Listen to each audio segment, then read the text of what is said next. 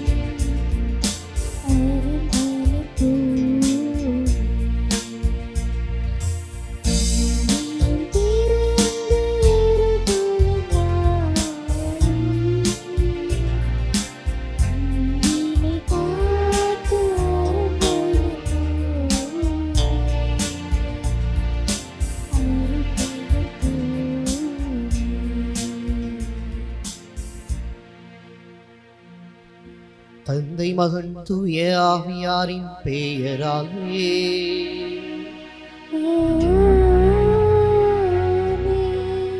நம் ஆண்டவராகிய இயேசு கிறிஸ்துவின் அருளும் கடவுளின் அன்பும் தூய ஆவியாரின் தோழமையும் உங்கள் அனைவரோடும் இருப்பதாக.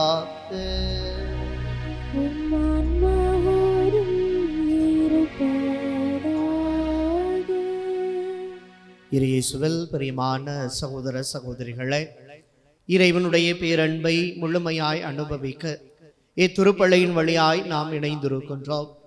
இறைவன் இன்றைய நாளில் முதல் வாசகத்திலும் நற்செய்தியிலும் எழுந்த அழுகைகளை மாற்றி அமைத்து அரவணைப்பையும் ஆசிரையும் உயிர் பெற்றெழக்கூடிய தன்மையும் கொடுத்து அவர்களை நிறைவான வாழ்வை நோக்கி அழைத்து செல்லுகிறார்.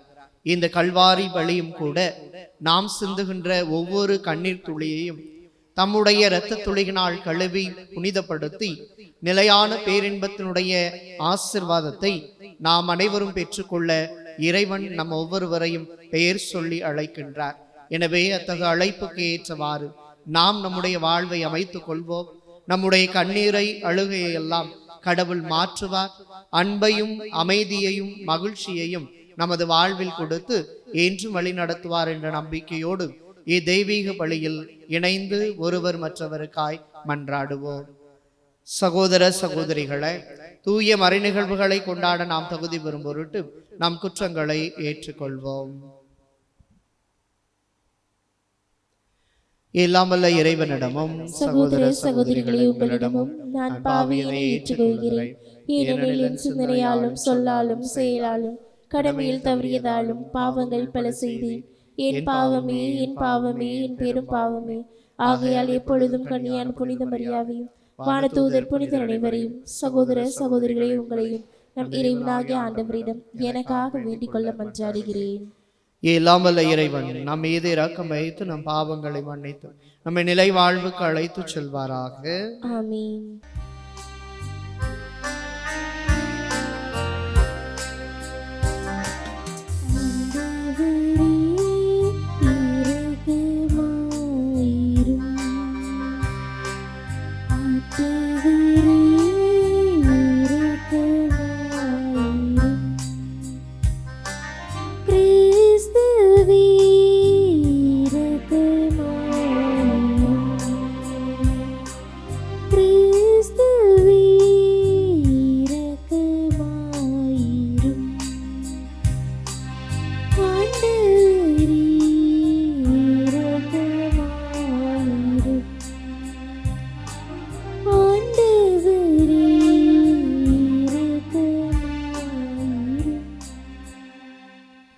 மன்றாடுவோமாக.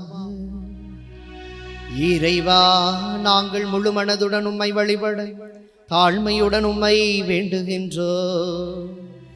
அவ்வாறே எல்லா மக்களையும் நேரிய உள்ளத்துடன் அன்பு செய்யவும் அருள் புரிவீராக. உம்மோடு தூய ஆவியாரின் ஒன்று ஒரே இறைவனாய் என்றென்று வாழ்ந்து ஆட்சி செய்கின்றவர் வழியாக உம்மை மன்றாடுகின்றோ.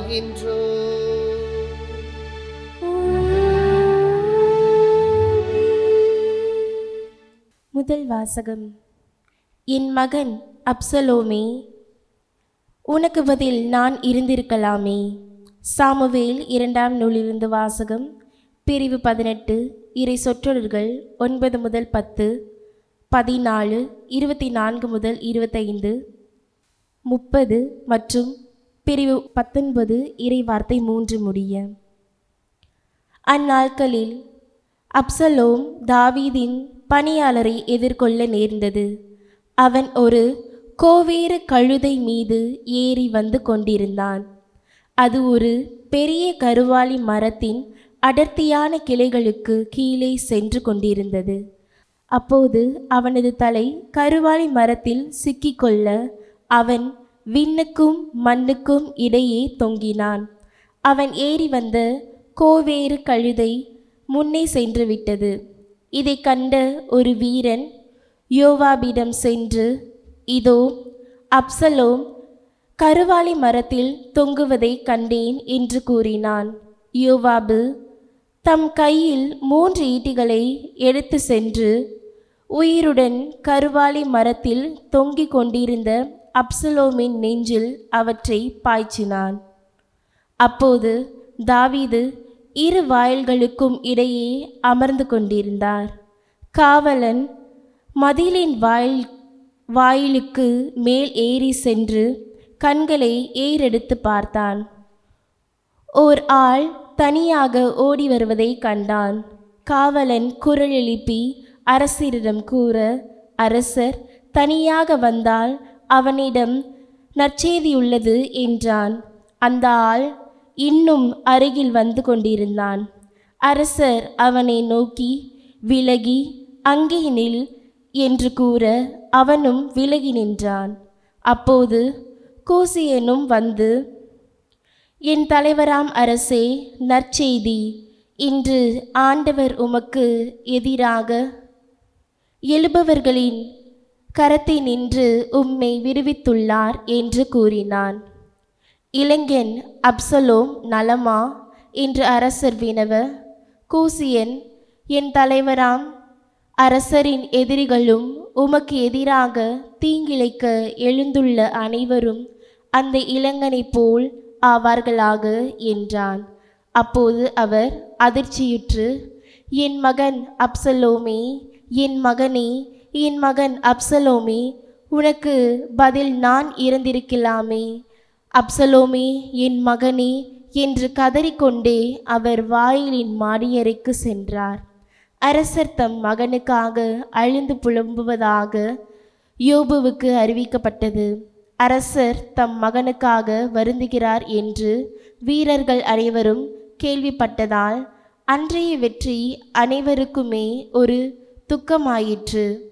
போரிலிருந்து புறமுதுகு காட்டி வெட்கத்தோடு ஓடுபவர்களைப் போன்று அன்று வீரர்கள் நகருக்குள் யாரும் அறியாமல் நுழைந்தார்கள். ஆண்டவரின் அருள்வாக்கு. இறைவனுக்கு நன்றி. திருப்பாடல் 86. நீங்கள் அனைவரும் பாட வேண்டிய பதிலுரை பாடலின் பல்லவி. ஆண்டவரே, எனக்கு செவி சாய்த்து பதிலளியும்.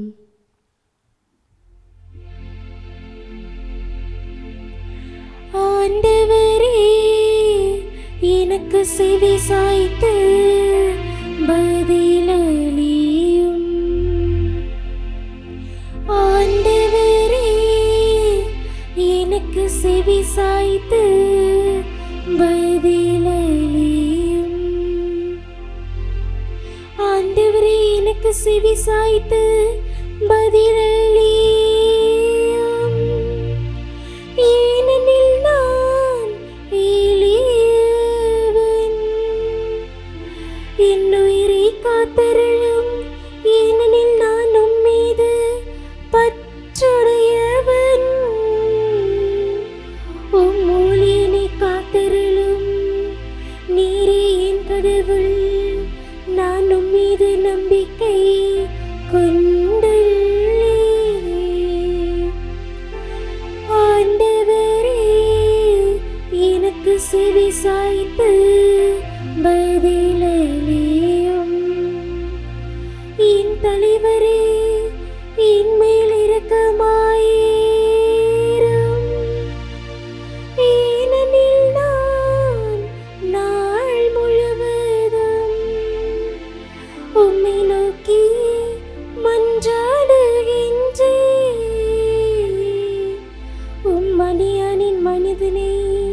மகிழ செய்யும் என் தலைவரை உம்மை நோக்கி என் உள்ளத்தை உயர்த்துகின்றேன்.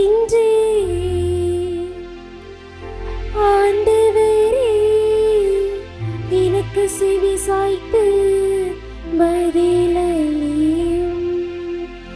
ஆண்டவரே, எனக்கு செவி சாய்த்து பதிலளியும்.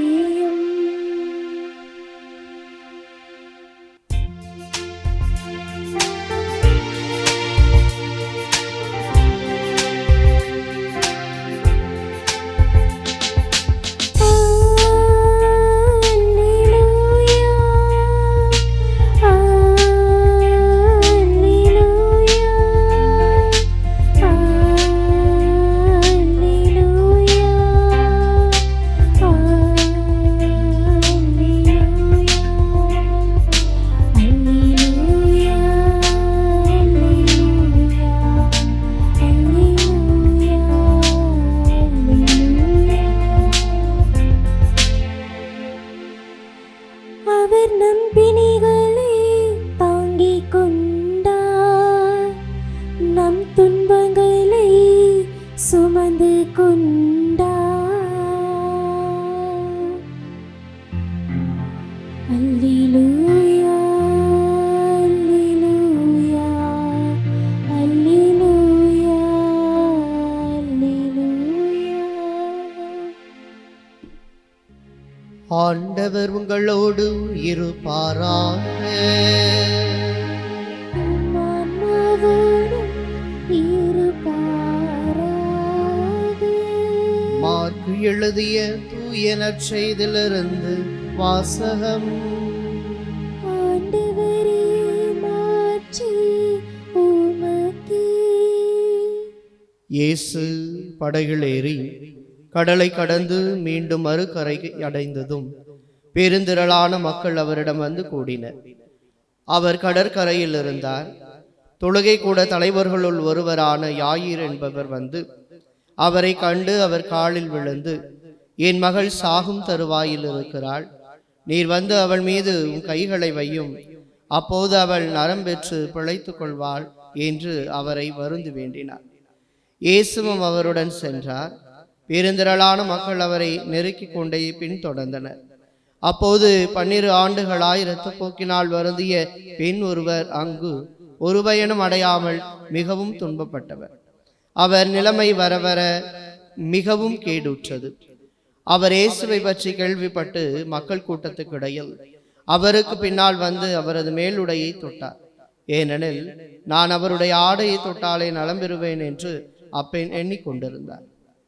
தொட்டவுடனே அவருடைய இரத்தப்போக்கு நின்று போயிற்று.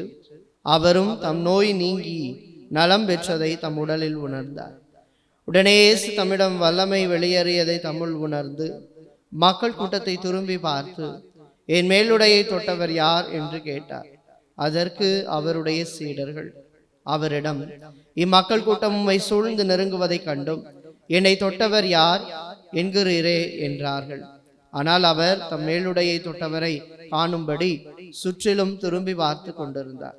அப்போது அப்பெண் தமக்கு நேர்ந்ததை அறிந்தவராய் அஞ்சி நடுங்கிக் கொண்டு அவர் திருமுன் வந்து விழுந்து நிகழ்ந்தது அனைத்தையும் அவரிடம் சொன்னார். இயேசு அவரிடம், மகளே, உனது நம்பிக்கை உன்னை குணமாக்கிற்று, அமைதியுடன் போ, நோய் நீங்கி நலமாயிரு என்றார். அவர் தொடர்ந்து பேசிக் கொண்டிருந்த போது தொழுகை கூட தலைவருடைய வீட்டிலிருந்த ஆட்கள் வந்து அவரிடம், உம்முடைய மகள் இறந்து விட்டார், போதகரை ஏன் இன்னும் தொந்தரவு செய்கிறீர் என்றார்கள். அவர்கள் சொன்னது இயேசுவின் காதில் விழுந்ததும் அவர் தொழுகை கூட தலைவரிடம், அஞ்சாதீர், நம்பிக்கையை மட்டும் விடாதீர் என்று கூறினார். அவர் பேதுரு, யாக்கோபு, யாக்கோபின் சகோதரரான யோவான் ஆகியோரை தவிர வேறு எவரையும் தம்முடன் வரவிடவில்லை. அவர்கள் தொழுகை கூட தலைவரின் வீட்டிற்கு சென்றார்கள். அங்கே அமளியும் மக்கள் அழுது ஓலமிட்டு புலம்புவதையும் இயேசு கண்டார்.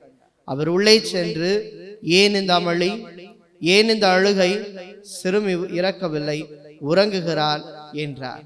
அவர்கள் அவரை பார்த்து நகைத்தார்கள். ஆனால் அவர் அனைவரையும் வெளியேற்றிய பின் சிறுமியின் தந்தையையும் தாயையும் தம்முடன் இருந்தவர்களையும் கூட்டிக் கொண்டு அச்சிறுமி இருந்த இடத்திற்கு சென்றார். சிறுமியின் கையை பிடித்து அவரிடம் தலித்தாக்கும் என்றார். அதற்கு சிறுமி, உனக்கு சொல்கிறேன், எழுந்திடு என்பது பொருள். உடனே அச்சிறுமி எழுந்து நடந்தாள். அவள் 12 வயது ஆனவள்.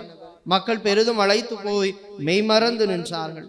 இதை யாருக்கும் தெரிவிக்க கூடாது என்று அவர் அவர்களுக்கு கண்டிப்பாய் கட்டளையிட்டார். அவளுக்கு உணவும் கொடுக்கவும் சொன்னார். ஆண்டவரின் அருள்வாக்கு. கிறிஸ்துவே உமக்கு புகழ். அழுகையை அகற்றுபவர் யார்? இயேசுவில் பிரியமான சகோதர சகோதரிகளே, கேசி திருச்சையின் வழியாக இறைவனுடைய பேரன்பையும் ஆற்றலையும் தினம்தோறும் இணையதள திருப்பள்ளி வழியாக பெற்று மகிழ நம் ஒவ்வொருவரையும் இறைவன் ஆசிர்வதித்திருக்கிறார். நன்றி சொல்லுவோம். இன்றைய நாளில் இறை சிந்தனையாக இந்த இறை வழிபாட்டின் பின்னணியில் யோசித்து நம்முடைய வாழ்வை நேசிக்கின்ற பொழுது இறைவன் கொடுக்கிற அருமையான ஒரு புரிதல், அழுகை வாழ்வில் இருக்கிறதா, அதை அகற்றுபவர் யார் என்ற ஒரு கேள்வியோடு பயணிக்க நமக்கு அழைப்பு கொடுக்கிறது. நம்முடைய வாழ்க்கையில் அழுகை என்பதை யாரும் வேண்டாம் என்று ஒதுக்கவும் முடியாது, வேண்டும் என்று ஏற்றுக்கொண்டு அதோடு பயணிக்கவும் நம்மால் முடியாது. ஏனென்றால் இந்த அழுகை என்பது 2 விதத்தில் பார்க்கப்படும். ஒன்று, அது துக்கமோ துயரமோ வருகிற பொழுது அந்த அழுகை என்பது நமக்கு எதிர்மறை தாக்கத்தை கொடுக்கின்றது. அதே ஒரு மகிழ்வான காரியம் இருக்கிறது அல்லது மகிழ்ச்சி நிறைந்த ஒரு வாழ்வு இருக்கிறது என்று சொன்னால் அது ஆனந்த கண்ணீராக, ஆனந்த அழுகையாக இருக்கிறது. இப்படியாக அது நேர்மறையினுடைய தாக்கத்திலே தன்னை நிலைநிறுத்திக் கொள்ளுகிறது. இப்படியாக இந்த 2 விதமான சிந்தனைகள் பயணிக்கிற பொழுது இன்றைய நாளினுடைய முதல் வாசகமும் நற்செய்தியும் நமக்கு கொடுக்கின்ற அழுகை என்பது என்ன, இந்த அழுகையை அகற்றுபவர் யாராக இருக்க முடியும் என்று சிந்திப்பதைத்தான் இன்றைய இறைவாக்கு வழிபாட்டில் உண்மையாக நாம் தியானிக்க இருக்கின்றோம். அன்புக்குரியவர்களை, வழக்கமாகவே முதல் வெள்ளிக்கிழமை, முதல் சனிக்கிழமை அல்லது தவக்கால தியானங்கள் என்று பல்வேறு இடங்களுக்கு நான் செல்வது வழக்கம். அப்படியாக ஒரு முறை தஞ்சை மறை மாவட்டத்தில் இருக்கிற திரு இருதய பேராலய திருத்தலத்துல நான் அன்றைய நாள் முதல் வெள்ளிக்கிழமை அந்த திருப்பலியை ஒப்பு கொடுத்து கொண்டிருந்தேன். அன்றைய நாள் இறை செய்தி எல்லாம் கொடுத்து விட்டு சிறிது நேரம் கழித்து, ஏறக்குறைய ஒரு 45 நிமிடங்கள் கழித்து, ஆண்டவர் இயேசுவை கரங்களில் சுமந்து மக்கள் எல்லாருக்கும் முன்பாக எடுத்து செல்லுகிற பொழுது மிக அருமையான பாடல்களோடு ஆண்டவரை சுமந்து வருகிற பொழுது அவரை பார்த்து மக்கள் எல்லோரும் வேண்டுகிற அதிசய அற்புத நிகழ்வானது அங்கே அரங்கேறும். இப்படியாக ஒரு நாள் நான் ஆண்டவர் இயேசுவினுடைய அந்த திவ்ய பிரசன்னத்தை கரங்களில் சுமந்தவாறு மக்களை நோக்கி அடுத்தடுத்து நடந்து கொண்டு போகிற பொழுது நான் கண்ட மிகப்பெரிய ஒரு ஆச்சரியம் என்னவென்றால், அன்புக்குரியவர்கள், ஏறக்குறைய ஆயிரக்கணக்கான மக்கள் தங்களுடைய கண்களில் கண்ணீரை வடைத்துக் கொண்டு ஆண்டவர் இயேசுவை பார்ப்பவர்களாக அங்கே இருப்பதை என்னால் பார்க்க முடிந்தது. காரணம், அவ்வளவு வேதனையோடு எனக்காக என் ஆண்டவர் இயேசு கிறிஸ்து இருக்கிறார், என்னுடைய அழுகையை மாற்றுவார், என் கண்ணீரை அவர் போக்குவார் என்ற உன்னதமான ஒரு நம்பிக்கையோடு கூடிய மக்களினமாக அங்கு அத்தனை பேரும் வந்ததை பார்த்திருக்கிறேன். அது மட்டுமல்ல, அங்கு மட்டுமல்ல, நாம் எங்கெல்லாம் கடவுளுடைய பிரசன்னத்தை முழுமையாக போதிக்கிறோமோ, முழுமையான அந்த தெய்வீக பலியை ஒப்பு கொடுக்கின்றோமோ, அங்கெல்லாம் மக்கள் கண்ணீரோடு இருக்கிறார்கள், கவலையும் வேதனையும் சூழ்ந்து இருக்கிறது என்று பார்க்கிறோம். பேதுரு எழுதிய முதல் திருமுகத்துல 5ஆம் அதிகாரம் 7வது இறை வார்த்தையை பார்க்கிறோம். உங்கள் கவலைகளை எல்லாம் ஆண்டவரிடம் விட்டு விடுங்கள், ஏனென்றால் அவர் உங்கள் மீது கவலை கொண்டுள்ளார் என்ற உன்னதமான நம்முடைய இறைவன் தான் நம்முடைய அழுகையை மாற்ற வல்லவராக இருக்கிறார். நம்முடைய அழுகையெல்லாம் அகற்றக்கூடியவர் யார் என்ற ஒரு கேள்வியை எழுப்பினோம் என்றால் ஆண்டவர் ஒருவர் மட்டுமே நம்முடைய அழுகையை மாற்ற முடியும். ஏனென்றால் திருப்பாடலில் பார்க்கிறோம், ஏசாயா இறைவாக்கின நூலில் பார்க்கிறோம், உன்னுடைய பாவங்கள் எல்லாம் என் முதுகுக்கு பின்னால் நான் எறிந்து விடுகிறேன், உன் கண்ணீரெல்லாம் என்னுடைய தோற்பைகளிலே நான் சேமித்து வைக்கிறேன் என்று சொன்ன அந்த இறைவனுடைய பிரசன்னத்தை தான் ஒவ்வொரு நாளும் இந்த திருப்பலியின் வழியாக நாம் பெற்று மகிழ்ந்து கொண்டிருக்கிறோம். அன்புக்குரியவர்களே, அப்படி என்றால் இன்றைய நாளினுடைய வாசகங்களின் பின்னணியில் எத்தகைய அழுகையை ஆண்டவர் நமக்கு முன்பாக கொடுக்கிறார் என்றால், முதல் வாசகத்துல தாவீது அப்சலோமினுடைய அந்த இறப்பை, மறைவை குறித்து சிந்திக்கிற பொழுது அவருடைய அழுகை என்பது ஏக்கத்தின் அழுகையாக இருக்கிறது. என்னை நீர் எடுத்திருக்கலாமே, என் உயிரை நீர் எடுத்திருக்கலாமே, நான் இறந்திருக்கலாமே என்று சொல்லுகிற அளவிற்கு ஒரு ஏக்கத்தின் அழுகையை அல்லது ஏற்றுக்கொள்ள முடியாத அழுகையாக அங்கே தாவீதினுடைய அழுகை இருக்கிறது என்று பல நேரங்களில் நம்முடைய வாழ்க்கையின் அழுகை அப்படியாக இருக்கிறது. ஏமாற்றுகிற சூழல் அல்லது நாம் ஏமாந்து போகிற நிலை அல்லது நமக்காக பெற வேண்டிய ஒன்று கிடைக்காமல் போகிற பொழுது நாம் ஏக்கத்தோடு இருக்கிறோம். அந்த ஏக்கத்தின் அழுகையை கடவுள் ஏற்றுக்கொண்டு எல்லாவற்றுக்குமான ஏற்ற மிகுந்த வாழ்வினை நம்முடைய வாழ்வில் கொடுக்கின்றார். இது முதல் சிந்தனை. இரண்டாவதாக பார்க்கிறோம், இன்றைய நற்செய்தியிலே 2 விதமான மனிதர்களுடைய முழுமையான நம்பிக்கை வாழ்வு. ஒன்று, யாயிர் அங்கே இருக்கின்ற அவருடைய மகளானவள் இறந்து போகிறாள் என்று சொல்லப்படுகிறது. அப்படி இறந்து போகிற பொழுது அந்த இறப்பின் நடுவில் அவர் தன்னுடைய மகளை இழந்து போகக்கூடிய ஒரு சூழல் வருகிற பொழுது அவர் தாங்கிக் கொள்ள முடியாத ஒரு அழுகையோடு அங்கே நிற்கின்றார். இருந்தாலும் கூட இயேசுவிடத்தில் வந்தாலும் கூட இயேசுவிடத்தில் கேட்கிற பொழுது நிச்சயம் நடக்கும் என்ற நம்பிக்கையோடு அவர் வந்தாலும் கூட உள்ளத்தில் தாங்கிக் கொள்ள முடியாத சோகத்துல அவர் வருகிறார். ஏனென்றால் அவருடைய மகள் தன் உருவிலும் தன் சாயலிலும் படைத்த கடவுள் இந்த உலகை நோக்கி மக்கள் மகிழ்ச்சியாக இருக்க வேண்டும் என்று நினைத்தாரே, அதே போல ஒரு தந்தையாக தன் மகளை குறித்து மிகுந்த ஆழ் துயரத்தில் இருந்த அவருடைய அழுகை என்பது தாங்கிக் கொள்ள முடியாத அழுகையாக இரண்டாவதாக நமக்கு கொடுக்கப்படுகிறது. மூன்றாவதாக பாருங்கள், அங்கே இயேசு புறப்பட்டு போய் அவருடைய வீட்டிற்கு செல்வதற்கு முன்பாக ஒரு அழுகை பார்க்கப்படுகிறது. அந்த அழுகையின் பெயர்தான் பெரும்பாட்டினால் 12 ஆண்டுகளாக அவதி உற்ற அந்த பெண்ணினுடைய அழுகை. அவருடைய அழுகை என்ன? பொறுத்து கொள்ள முடியாத அழுகை. ஏனென்றால் எல்லா காசையும் அவர் செலவழித்து விட்டார். மருந்து மாத்திரைகள் எல்லாம் வாங்கி அவர் உண்டார். அது மட்டுமல்ல, மருத்துவத்திற்கு ஏகப்பட்ட செலவு அவர் செய்தும் தன்னுடைய அந்த உடல் பாதிப்பை அவரால் பொறுத்து கொள்ள முடியவில்லை. பொறுத்து கொள்ள முடியாத அழுகையாக அவருடைய அழுகை அங்கே இருந்ததால் அவர் ஆடையின் விளிம்பை தொட்டாலே போதும், நான் நலமடைவேன், என் அழுகை மாற்றப்படும், என் கண்ணீர் நீக்கப்படும் என்று சொல்லி அவர் விரும்பியதால் விருப்பத்தோடு என்ன செய்கிறார்? இயேசுவினுடைய ஆடையின் விளிம்பை தொடுகிறார். அன்புக்குரியவர்களே, எனவே அவருடைய அழுகை அங்கே மாற்றப்படுகிறது. இப்படியாக ஏற்றுக்கொள்ள முடியாத அழுகை, தாங்கிக் கொள்ள முடியாத அழுகை மற்றும் பொறுத்து கொள்ள முடியாத அழுகை என்பது நம்முடைய வாழ்க்கையிலும் எப்பொழுதும் நாம் சந்திக்கின்ற ஒன்றாக இருக்கிறது.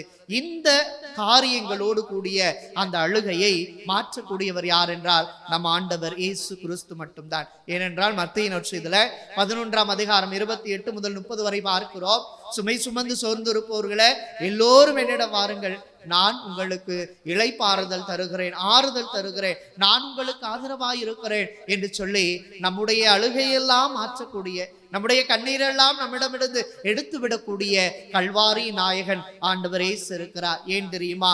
அவர் எருசலேம் ஆலயத்தை நோக்கி அழுதார். தன்னுடைய நண்பர் லாசருக்காக அழுதார். அன்றைய நாளில் பேதுரு மறுதளித்த பொழுது அவர் மனம் நொந்து அழுத போது மீண்டுமாக அவரை ஆனந்த கண்ணீரில் மூழ்கடித்தவர் தான் நம்முடைய ஆண்டவர் இயேசு கிறிஸ்து. யோவான் நற்செய்தியில 21ஆம் அதிகாரத்தில் பார்க்கிறோம், என்ன அங்கே யோவானின் மகன் சீமோனின் மகன் யோவானே, நீ என்னை அன்பு செய்கிறாயா என்று 3 முறை கேட்கிற பொழுது ஆனந்த கண்ணீரில் மிகுந்த மிகுந்த பேரன்பின் ஊற்றாக பேதுருவை அங்கே மாற்றுகிறார் ஆண்டவர் இயேசு கிறிஸ்து. எனவே சிந்தித்து பார்ப்போம், இயேசு நம்முடைய கண்ணீர் எல்லாம் காண்கின்றார்.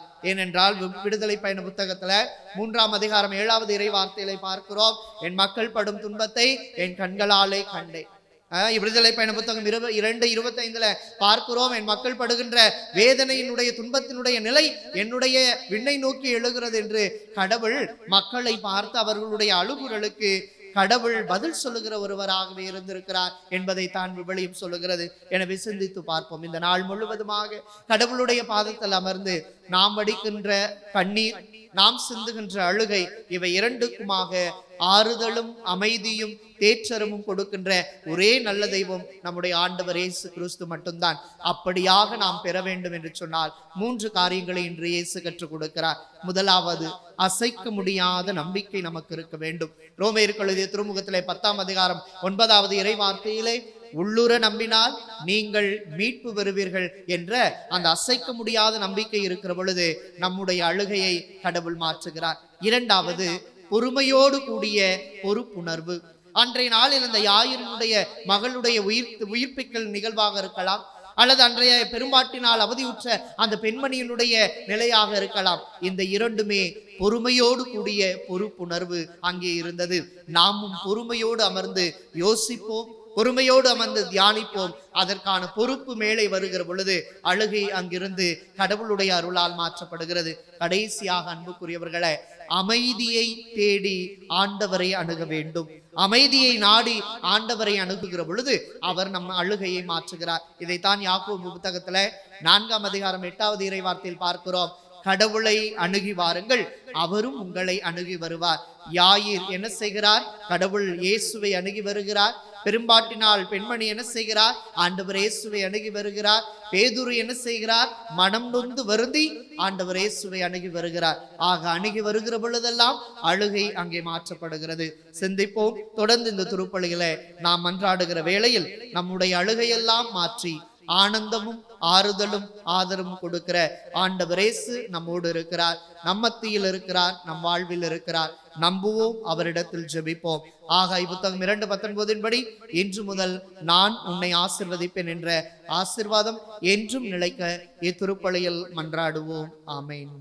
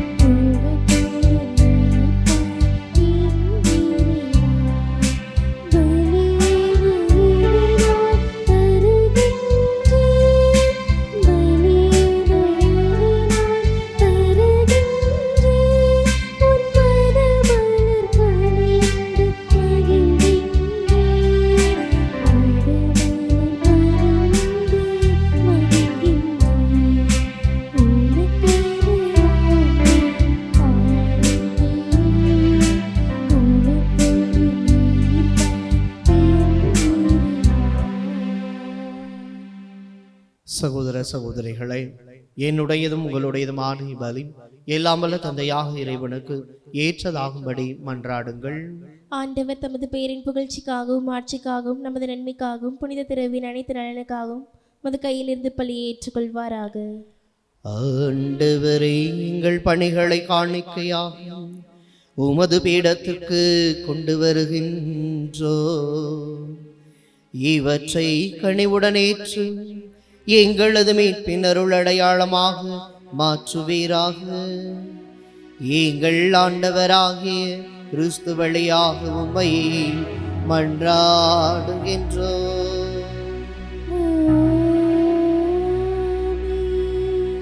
ஆண்டவர் உங்களோடு இருப்பாராக.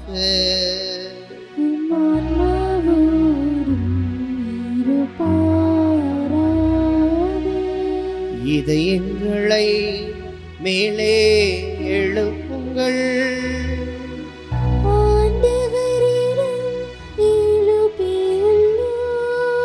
நம் இறைவனாகிய ஆண்டவருக்கு நன்றி கூறுவோம்.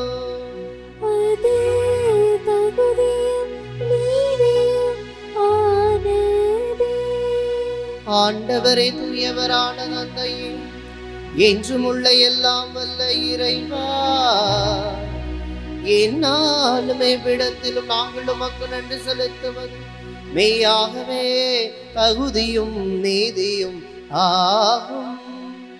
எங்கள் கடமையும் மீட்புக்குரிய செயலுமாகும். ஏனெனில் எங்கள் புகழுரை உமக்கு தேவை என்று, ஆயினும் நாங்கள் உமக்கு நன்றி செலுத்துவது உமது அருள் கொடையாலேயே. நாங்கள் உம்மை புகழ்ந்துரைப்பது உமது மாட்சியை மிகுதிப்படுத்தாது எனினும் எங்கள் ஆண்டவராகிய கிறிஸ்து வழியாக நாங்கள் மீட்படைய பயன்படுகின்றது. ஆகவே வான தூதரணிகளோடு நாங்களும் ஒன்றிணைந்து உமது மாட்சியை புகழ்ந்தேத்து அக்களித்து ஆர்ப்பரித்து ஒரே குடும்பமாய் இணைந்து பாடுவதாவது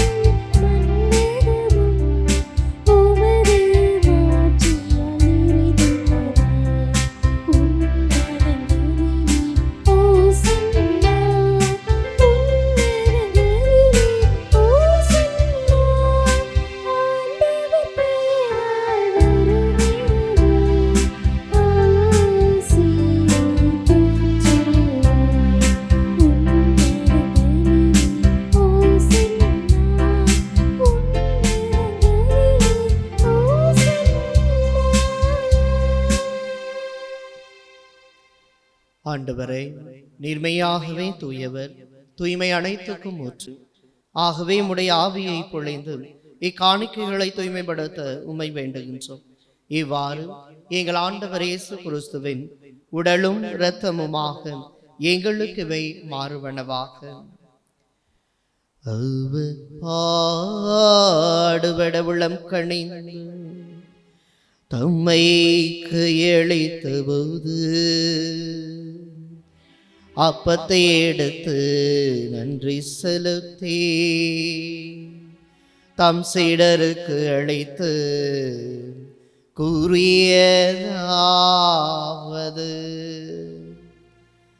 அனைவரும் இதிலிருந்து பெற்று உண்ணுங்கள்,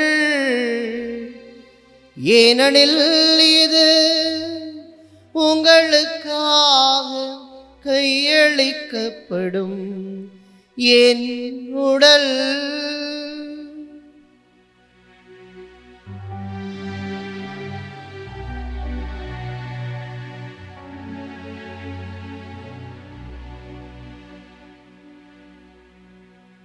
அவ்வண்ணமே இரவு விருந்தை அருந்திய பின் கிண்ணத்தை எடுத்து நன்றி செலுத்தி தம் சீடருக்கு அளித்து அவர் கூறியதாவது,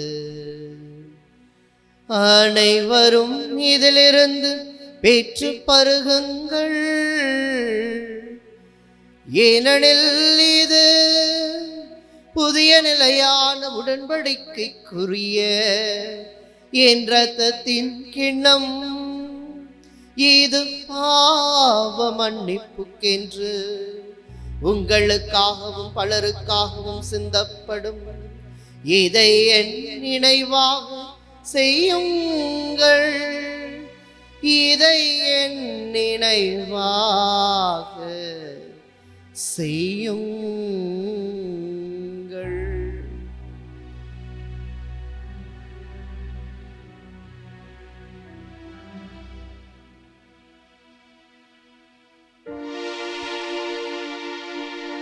நம்பிக்கையின் மறை பொருள். ஆண்டவரே, நீர் வருமளவும் உமது இறப்பினை அறிக்கையிடுகின்றோம், உமது உயிர்ப்பினையும் எடுத்துரைக்கின்றோம். ஆகவே ஆண்டவரே, நாங்கள் கிறிஸ்துவின் இறப்பினை உயிர்ப்பினை நினைவு கூர்ந்து வாழ்வதரும் அப்பத்தையும் மீட்பளிக்கும் கிண்ணத்தையும் உமக்கு ஒப்பு கொடுக்கின்றோம். ஓம் திருமுனின்று உமக்கு ஊழியம் புரிய தகுந்தவர்கள் என எங்களை ஏற்றுக்கொண்டீர், எனவே உமக்கு நன்றி செலுத்துகின்றோம். மேலும் கிறிஸ்துவின் உடலிலும் இரத்தத்திலும் பங்கு கொள்ளும் எங்களை தூய ஆவியார் ஒன்று சேர்க்க வேண்டும் என உம்மை தாழ்மையுடன் மன்றாடுகின்றோம். ஆண்டவரை, உலகெங்கும் பரவியிருக்கும் உமது துரு அவையை நினைவு கூர்ந்தருளும். எங்கள் துரு தந்தை இல்லையோ, எங்கள் ஆயர் ஆரோக்கியராஜ், எல்லா திருநிலையினர் ஆகிய அனைவரோடும் உமது துரு அவை அன்பில் நிறைவு பெற செய்தருளும். தந்தையே, உயிர்த்தெழும் எதிர்நோக்குடன் செயல்கொள்ளும் எங்கள் சகோதர சகோதரிகளையும் இறந்தோர் அனைவரையும் இரக்கத்துடன் நினைவு கூர்ந்து உமது திருமுக ஒளியினுள் ஏற்றருளும். எங்கள் அனைவர் மீதும் இரக்கமாயிரும். கடவுளின் கன்னித்தாயான புனித மரியா, அவருடைய கணவரான புனித யோசேப்பு, புனித திருத்தூதர்கள், இவ்வுலகில் உமக்கு உகந்தவராயிருந்தோர் ஆகிய புனிதர் அனைவருடன் நாங்கள் நிலைவாழ்வில் பங்கு கொள்ளும் தகுதி பெற்று உம் திருமகன் இயேசு கிறிஸ்து வழியாக உம்மை புகழ்ந்தேத்தும் வரமருள உம்மை மன்றாடுகின்றோம்.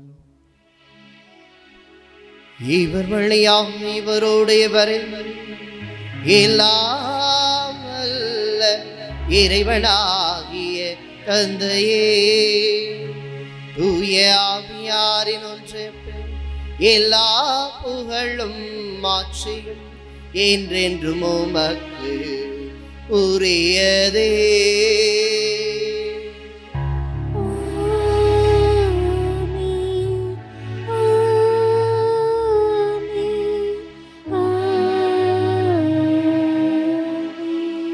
அழுகையை மாற்றி ஆனந்தம் தரும் இறை தந்தை நோக்கி இருகரம் விரித்து மன்றாடுவோம். விண்ணுலகில் இருக்கிற எங்கள் தந்தையே, உமது பெயர் தூயது என போற்றி பெறுக. உமது ஆட்சி வருக. உமது திருவுளம் விண்ணுலகில் நிறைவேறுவது போல மண்ணுலகிலும் நிறைவேறுக. எங்கள் அன்றாட உணவை இன்று எங்களுக்கு தாரும். எங்களுக்கு எதிராக குற்றம் செய்வோரே நாங்கள் மன்னிப்பது போல எங்கள் குற்றங்களை மன்னியும். எங்களை சோதனைக்கு உட்படுத்தாதேயும், தீமையிலிருந்து எங்களை விடுவித்தருளும். ஆண்டவரே, தீமை அனைத்திலிருந்தும் எங்களை விடுவித்து எங்கள் வாழ்நாளில் அமைதியை கனிவுடன் அருள உம்மை மன்றாடுகின்றோம். உமது இரக்கத்தின் உதவியால் நாங்கள் பாவத்திலிருந்து எப்போதும் விடுதலை பெற்று யாதொரு கலக்கமும் இன்றி நலமாயிருப்போமாக. நாங்கள் எதிர்நோக்கி இருக்கும் பேரின்பத்துக்காகவும் மீட்பராகிய இயேசு கிறிஸ்துவின் வருகைக்காகவும் காத்திருக்கின்றோம். ஆட்சியும் வல்லமையும் மாட்சியும் என்றென்றும் உமதே. ஆண்டவரே இயேசு கிறிஸ்துவே, அமைதியை உங்களுக்கு விட்டுச் சொல்லுகின்றேன், ஏன் அமைதியை உங்களுக்கு அளிக்கின்றேன் என்று உம் திருத்தூதர்களுக்கு மொழிந்தீரே. எங்கள் பாவங்களை வாராமல் உமது துரு அவையின் நம்பிக்கையை கண்ணோக்கி உமது திருவிழத்திற்கு ஏற்பதற்கு அமைதியையும் ஒற்றுமையையும் அளித்தருள்வீராக. என்றென்று வாழ்ந்து ஆட்சி செய்கின்றவர் நீரே.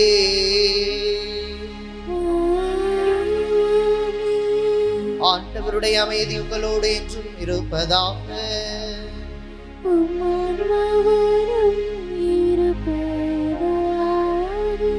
ஒருவருக்கொருவர் ஆண்டவர் வழங்கும் அமைதியை பகிர்ந்து மகிழ்வோம்.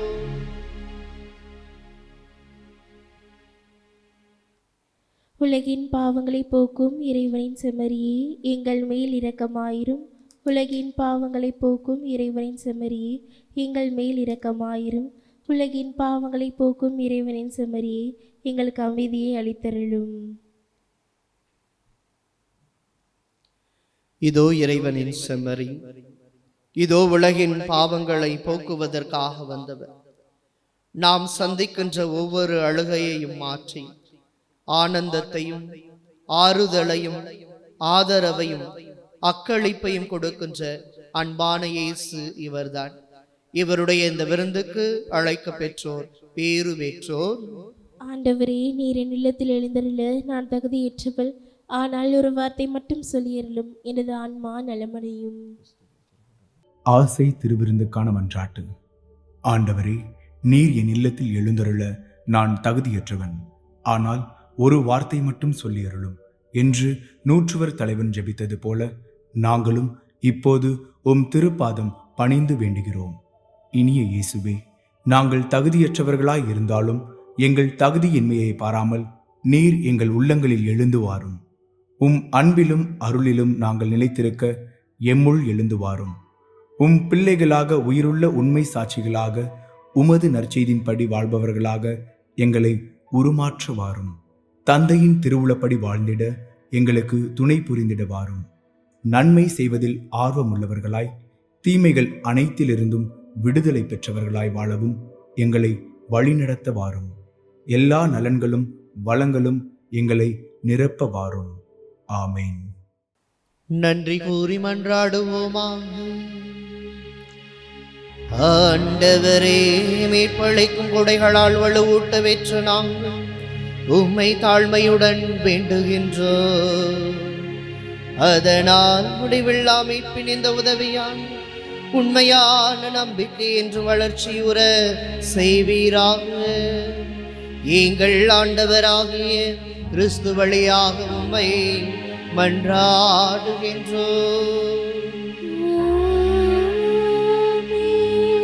ஆண்டவர் உங்களோடு இருப்பாராக.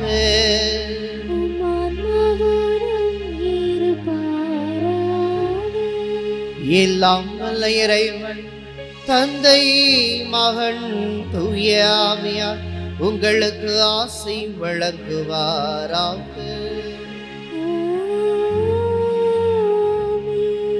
அழுகையை மாற்றி ஆனந்தம் அளிப்பார் என்ற நம்பிக்கை சென்று வாருங்கள். திருப்பலி நிறைவேறிற்று.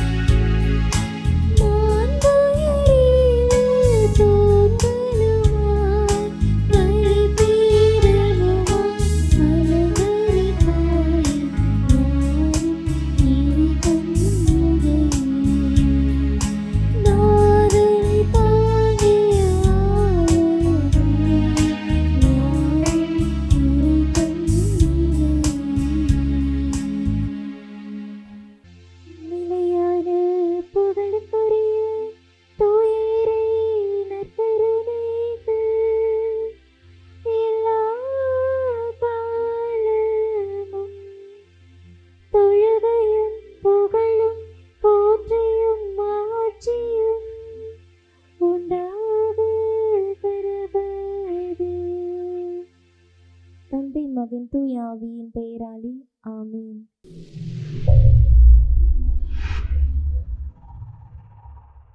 Subscribe our KC Trichy YouTube channel. Like, share and comment.